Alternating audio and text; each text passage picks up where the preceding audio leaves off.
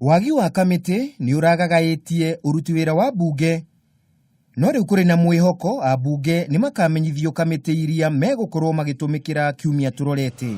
On proposed amendments to the standing orders, Mr. Speaker.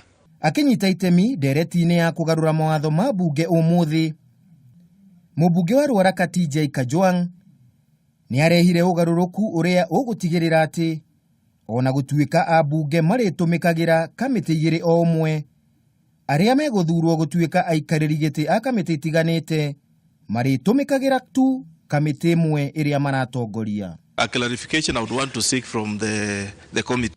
Nake mũtongoria wa arĩa anini mbunge-inĩ ya bũrũri John Mbadi, ũrĩa ũratongoragia mũng'ethanĩro kũgomera ciikaro cia mbunge, nĩ oririe ambunge maiganĩre na kamĩtĩ iria megwĩkĩrwo.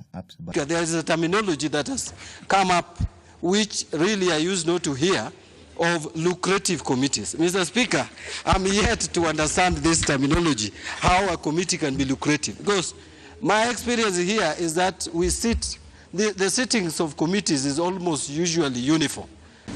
These are which you don't have to be in majority to accept. They help all of us. They help all of us in majority or in minority. And so I expect a bipartisan debate and approach as we analyze these standing orders. Ugarũrũku ũyũ wa gwĩtĩkĩria ambunge maikarage kamĩtĩ-inĩ igĩrĩ nĩ ũmenereirio gũgĩtuĩka nĩ njama ya kwĩyethera mbeca makĩria, ũhoro ũrĩa ũreganĩtwo naguo nĩ Mbadi, akiuga nĩ ũgũtigĩrĩra gũtirĩ na mũthutũkanio mbunge-inĩ. The Members Welfare and Facilities Committee, as is now known.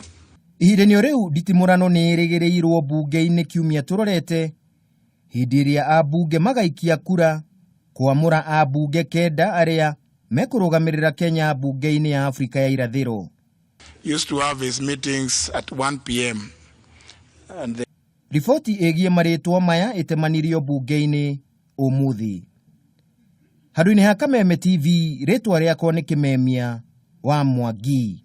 It's a fairly good committee, and they would do their meetings